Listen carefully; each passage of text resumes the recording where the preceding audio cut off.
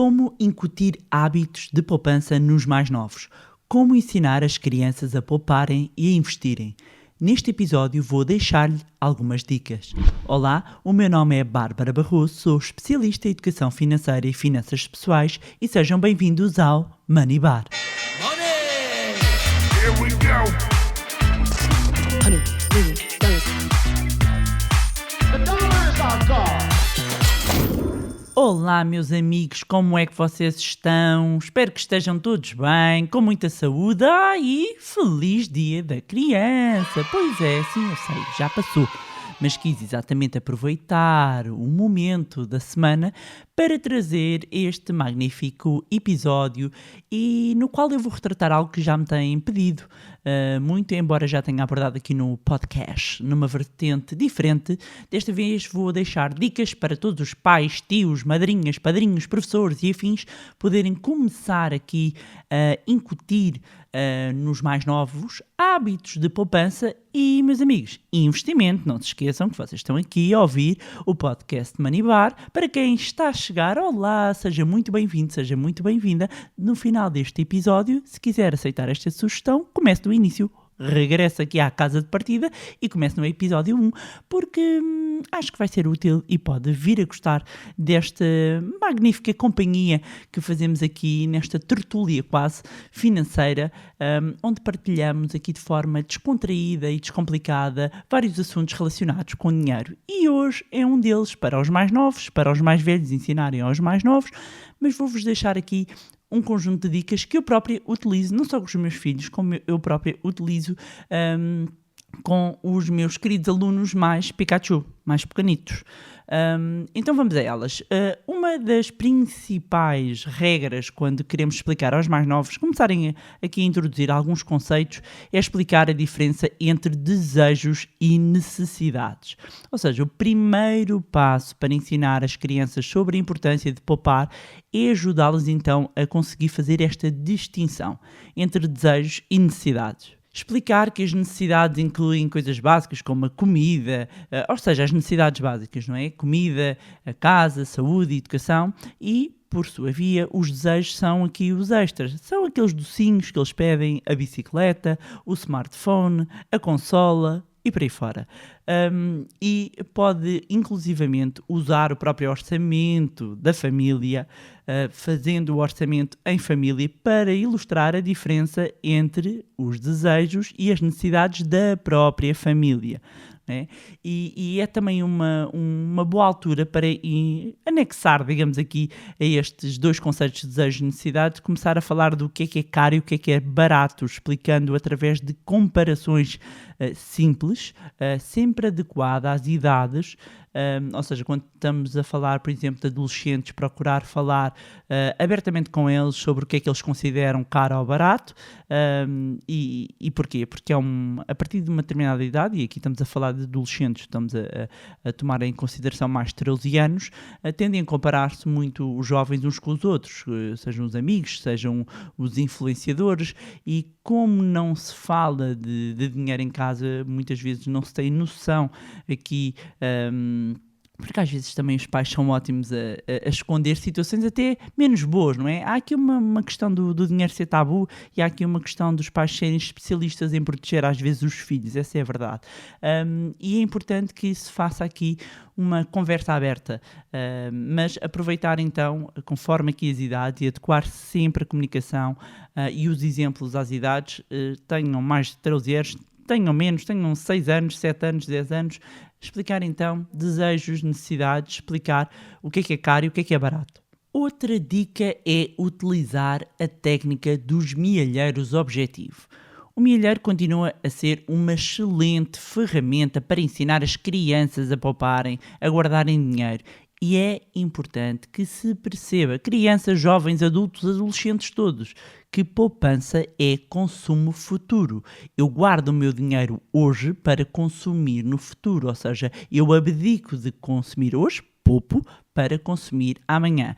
E podem utilizar o mielheiro, e eu recomendo sempre que se use um recipiente transparente. Eu adoro mielheiros, para quem me conhece eu tenho imensos mielheiros, eu sou aqui uma fanática dos mielheiros, tenho vários tipos, mas quando estamos a falar com crianças e estamos a querer numa fase inicial passar aqui alguns conceitos, passar aqui o hábito de poupança, o que é recomendado e as boas práticas em termos de gestão e de dicas de finanças pessoais para jovens e sobretudo crianças, é utilizar-se para mielheiro um recipiente transparente, mais ou menos transparente, para quê? Para que as crianças possam ver o dinheiro crescer. Serve de incentivo a poupar.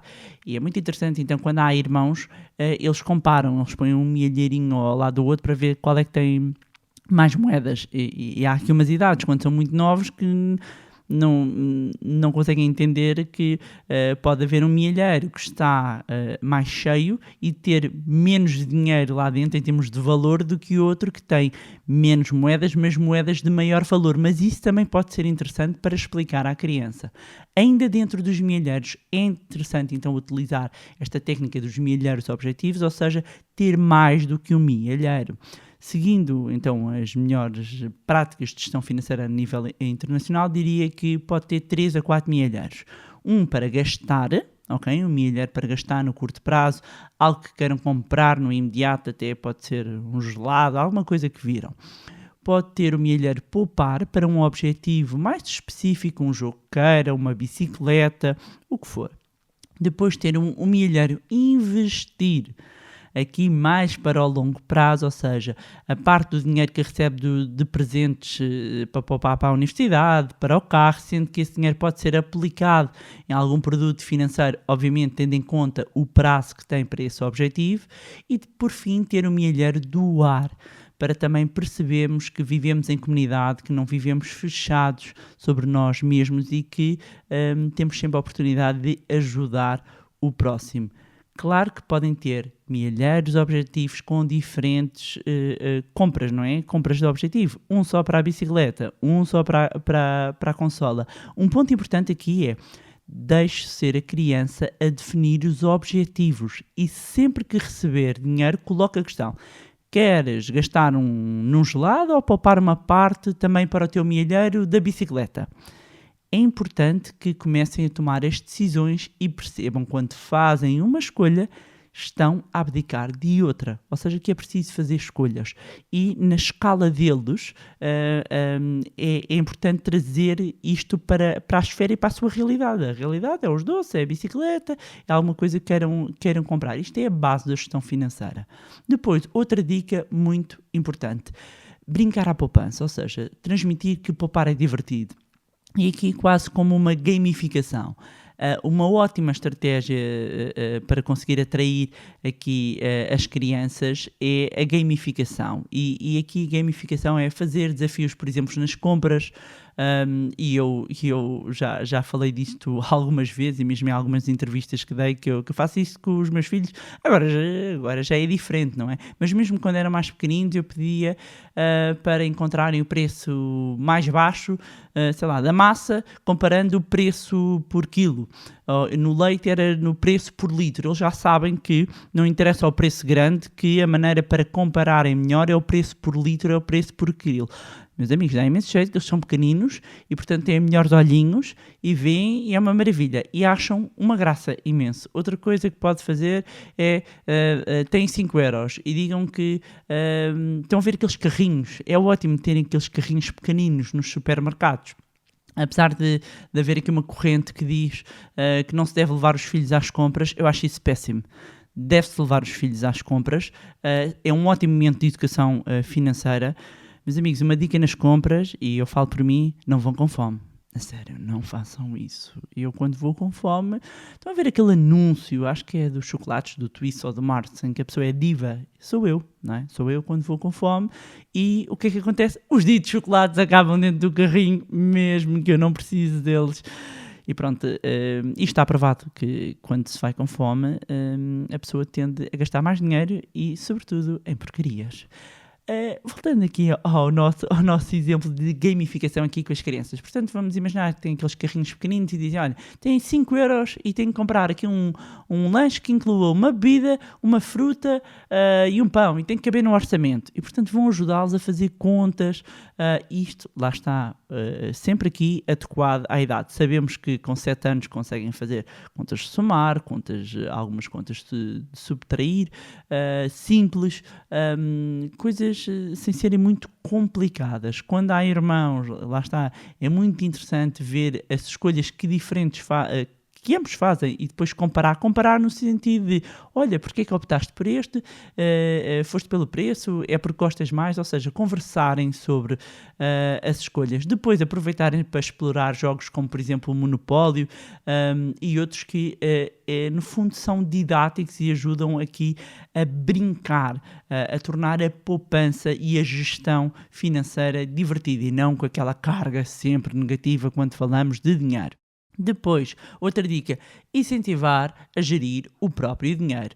A semanada ou a mesada são também uma excelente forma para as crianças e jovens começarem a gerir o primeiro dinheiro. Nem toda a gente pode dar a mesada, nem toda a gente pode dar a semanada, ou podem dar adequado às idades e adequado à necessidade das famílias. Notas importantes, quando gastam tudo não devem dar mais dinheiro. Têm de esperar até o dia de receberem de novo. E explicarem também, olha, é como acontece com o salário do pai e da mãe. Ou seja, outro ponto também que é muito importante. Eu podia separar até esta dica, podia ser uma ou outra dica, porque é engraçado, porque ainda há pouco tempo me entrevistaram, quando este episódio foi para o ar, não sei se já saiu essa entrevista ou não, onde eu falava sobre isso, sobre deve-se ou não remunerar financeiramente com dinheiro parte das tarefas domésticas. E eu defendo que não. Não se deve fazer depender as tarefas domésticas de questões financeiras. As crianças fazem as tarefas domésticas porque fazem parte da família, porque é uma equipa lá em casa, porque a mãe e o pai também fazem e também não são remunerados por isso. Ou seja, é importante separar. Uma coisa é a semanada, outra coisa é a semanada ou mesada, e serve para eles gerirem aquele dinheiro como querem. Não é porque arrumam o seu quarto, não é porque fazem a sua cama que vão receber por isso, porque senão é um mau incentivo. Fazem depender a ajuda da família, o trabalho em equipa da família, de um incentivo financeiro. Amanhã, por alguma razão, não é possível dar isso e eu não faço. Não nos vamos esquecer que nós estamos a formar futuros cidadãos. Portanto, alguém que de repente só faz alguma coisa em casa por incentivo financeiro. Nós estamos a deturpar aqui e possivelmente até a criar aqui um mau hábito, ok? Um mau hábito. Outra dica muito importante. Deixe os miúdos errarem. Erros fazem parte da aprendizagem. Não critique o erro. Nem o torne a falha algo negativo. Ajude-se a compreender o que fizeram, que há um caminho diferente, porque é que poderia ser mais benéfico ou não. Penalizar a falha é condicionar o crescimento. Em termos de comportamento financeiro, verificamos depois, amigos, acreditem, eu passo a vida a verificar isso, a idade adulta, os impactos que algumas coisas e que a carga que foi feita, que foi dada, atribuída a um erro, os erros fazem parte do nosso crescimento, da nossa aprendizagem, sejam erros financeiros, sejam outro tipo de erros. Portanto, se de repente a criança gastou tudo, o seu dinheiro num brinquedo que depois não lhe interessava, ok, olha, agora queres comparar a outra coisa, não tens dinheiro, vais ter que esperar. Não é tipo, eu bem te disse. Meus amigos, não queremos, todos nós em idade adulta, lembramos-nos daquele zum, das sementinhas que às vezes nos plantaram e que nós em idade adulta não compreendemos porque é que temos determinados comportamentos até em relação a dinheiro. Porquê? Porque às vezes não é com má intenção, mas a verdade é que acaba por nos condicionar em termos de relação com as nossas finanças pessoais. Outra dica muito importante, que é ser exemplo. Seja o exemplo, é contraproducente ensinar os filhos a pouparem ao mesmo tempo que vem o pai e a mãe a serem consumistas. Eu não estou a dizer comprar. Meus amigos, vocês percebem a diferença, não é? Portanto, ser o exemplo, liderar pelo exemplo é fundamental haver coerência, haver congruência naquilo que nós fazemos. Outra dica que também acho interessante e que é engraçado, porque olhando para trás o meu pai fez isto até a idade adulta quase, que é o meu pai foi muitas vezes meu credor. Em que sentido? Não tem nada a ver, meu pai, uma pessoa incrível, em termos de me passar aqui princípios financeiros, não havia cá riquezas, nada disso, mas até hoje, e se eu lhe fosse pedir hoje, eu faria exatamente a mesma coisa. Então, um dos princípios básicos da poupança é não viver além dos seus meios, das possibilidades. E, vamos imaginar, tem um filho que está impaciente, quer comprar alguma coisa e que lhe vai pedir emprestado. Tem hipótese sempre de dizer que não, ou perante um determinado argumento, você pode emprestar, sei lá, o que for, 20 euros, 50 euros, 100 euros. Aqui o ponto é, se é o credor, exija o pagamento. Exija o pagamento. E pode exigir até com juros. E uma lição que vai retirar e que vai passar ao seu filho é que mais vale ele economizar, ou seja, mais vale ele poupar a partir do seu próprio dinheiro do que estar a tentar aqui fazer uma antecipação de consumo. Porquê? Porque lhe vai sair mais caro. Meus amigos, acreditem, todas as vezes que eu pedi dinheiro emprestado ao meu pai, mesmo que fosse algo irrisório, eu tive que o pagar de volta. Às vezes perdoava-me juros, mas eu tive que pagar de volta. E isto foi algo que me ficou até hoje e que eu sinto que foi determinante também para a minha maneira de ser. Portanto, os meus filhos, para dar um exemplo, ainda a semana passada, um dos meus filhos queria comprar um jogo de computador, uma coisa que custava para aí 3 euros ou uma coisa qualquer. Se eu podia comprar o jogo, podia, mas já tem jogos a mais. Mas eu disse, ok, muito bem, meus amigos, querem o jogo, 3 euros na minha mão. E olharam para mim, mãe, mas vou buscar o milheiro. Vais buscar onde tu quiseres, no teu milheiro, na tua carteira, mas os 3 euros vêm para a minha mão. E ele foi outro ao milheiro, e apesar de o jogo, quando a gente compra aqui, daria para os dois, não interessa, cada um queria, cada um foi comprar, foi ao seu milheiro e deram o dinheiro à mãe e ao pai. Portanto, o dinheirinho veio para a mão, não houve cá benesses. Portanto, tem que lhes sair e tem que sair ali do esforço deles. Depois, um ponto e uma dica essencial: falar sobre dinheiro, ou seja, incluir as crianças nas conversas, porque se quer que o seu filho se sinta confortável a poupar e investir, ele precisa estar confortável com o conceito de dinheiro. E mesmo às vezes em conversas casuais à mesa, seja no jantar, seja no almoço, pode-se falar de alguns tópicos relacionados com o ganhar dinheiro, ter o orçamento, pagar as contas, fazer algumas compras. Eu pergunto muitas vezes aos meus filhos, então, mas o que é que gastaste no bar? Andas a gastar todos os dias, andas a ir ao bar? O que é que andas a comprar? Ou seja, falar é natural. Ou seja, uma vez mais, tem que ser natural falar de dinheiro. Nós vamos precisar de dinheiro, não é preciso, ninguém fala aqui do amar o dinheiro, nem nada disso. Estamos a falar de normalizar as conversas sobre dinheiro. E se nós não normalizamos dentro do nosso próprio seio familiar, vamos normalizar com as outras pessoas fora. Não, vai ser ainda mais difícil. Depois, 2 pontos finais que ainda queria acrescentar. Uma dica que é: ensine as crianças que investir não é um esquema de enriquecimento rápido. E este ponto é importante, sobretudo aqui para quem tem adolescentes. Assim, nos Pikachu, o conceito de investimento é mais difícil, apesar de que é possível ensinar. Aliás, nós no Money Lab desenvolvemos já há vários anos, ou seja, meus amigos, a sério, quando falam de educação financeira nas escolas, um dia, se quiserem, eu conto-vos muitas histórias das tentativas que aqui a vossa amiga já nem sei, já perdi a conta de tentativa aqui de haver mais educação, mais literacia financeira nas escolas, e nós já tivemos programas aqui desde o primeiro ciclo até ensino universitário, e somos somos defensores acérrimos, aliás, faz parte da nossa missão, não é? Educação e literacia financeira, afinal, Manilab é um laboratório de literacia financeira. Mas quando chegamos ali a uma idade dos adolescentes, muito nos adolescentes, e sobretudo muito com o aparecimento das redes sociais, há aqui uma ideia de investir significa estar aqui associado a vou ficar rico super rápido, ou seja, esquemas, alertá-los, ou seja, literacia e educação financeira é também alertar que o propósito de investir não é enriquecer rapidamente e é importante que as crianças e jovens entendam que o dinheiro é uma ferramenta para ajudá-los a atingir os seus objetivos, os seus sonhos, o que é uma mentalidade muito diferente de escolher de determinados ativos na esperança de agora é que vou ficar rico. Portanto, aqui passar os conceitos quando se trata de investir, estamos a falar também numa perspectiva de longo prazo, em vez de tudo aqui imediato e tudo para o curto prazo. Dentro aí do plano dos investimentos, deixar também mais uma dica, que é despertar o interesse com empresas que as crianças conhecem, as crianças ou os jovens conhecem.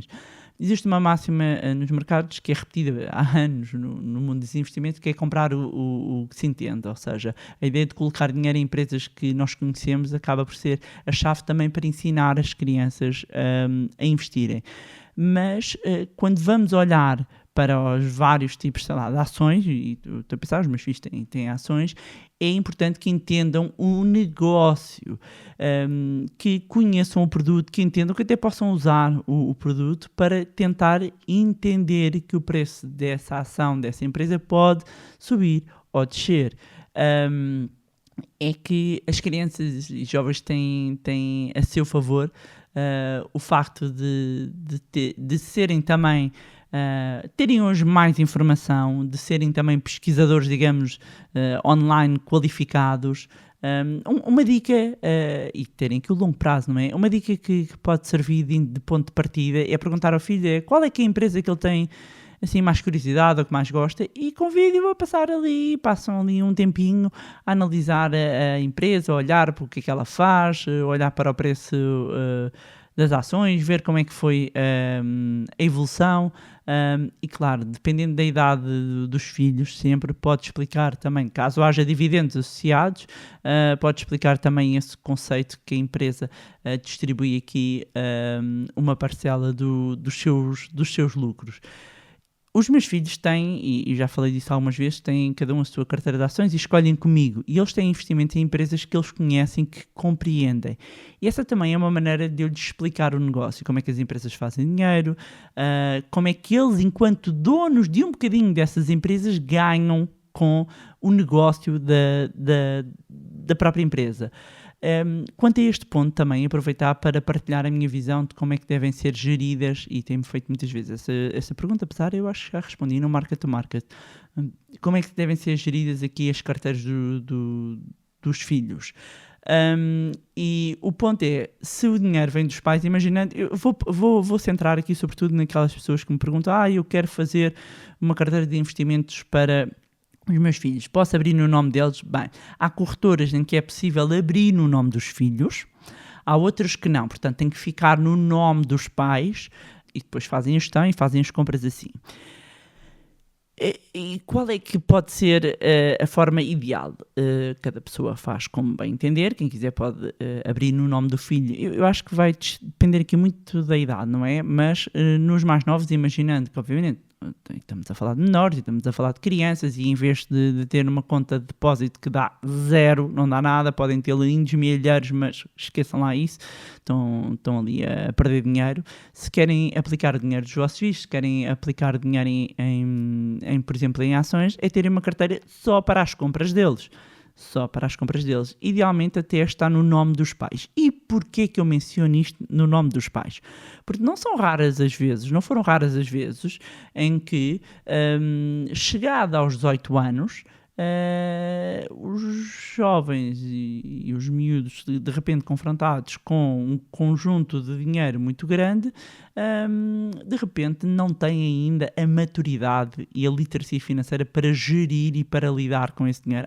Mas a Bárbara estava a dizer que para deixá-los errar, pois nós convém deixarmos errar, mas perder todo o dinheiro simplesmente porque não há maturidade ou porque eles não querem saber, porque não lhes custou rigorosamente nada e de repente entregam ali um bolo de dinheiro ou passam a ter um acesso, pode não ser a melhor estratégia. Eu, enquanto mãe, enquanto educadora financeira, diria que o ideal é manter no nome dos pais e quando chegar à idade dos 18 anos avaliam se efetivamente o filho ou a filha tem a capacidade para gerir o dinheiro a partir dali, ou então às vezes é necessário guardar um bocadinho mais. Porquê? Porque se estiver no nome do filho, significa que quando chegar aos 18 anos, ele ou ela pode pegar naquele dinheiro e vender as ações, fazer o que quiser. Assim, tem pelo menos essa salvaguarda. Pelo menos para mim é assim que faz sentido. E pronto, era isto, tinha para vos trazerem mais um magnífico podcast de finanças pessoais aqui do nosso Money Bar. Mais uma vez agradecer todas as vossas mensagens, partilhas, e-mails, fotos. Já sabem, podem continuar a acompanhar-nos nas redes sociais, cujos links vou deixar na descrição, juntarem-se ao nosso grupo de Telegram, subscreverem também a nossa newsletter. Mais uma vez, também pedi-vos, como sempre, não se esqueçam de subscrever o podcast onde estiverem a ouvir e deixem também uma avaliação no iTunes para que mais pessoas tenham acesso a conteúdos de literacia financeira. Se gostaram do conteúdo e acham que vai ser útil a outras pessoas, partilhem. Quanto a nós, encontramos no próximo Money Bar. Money! Here we go!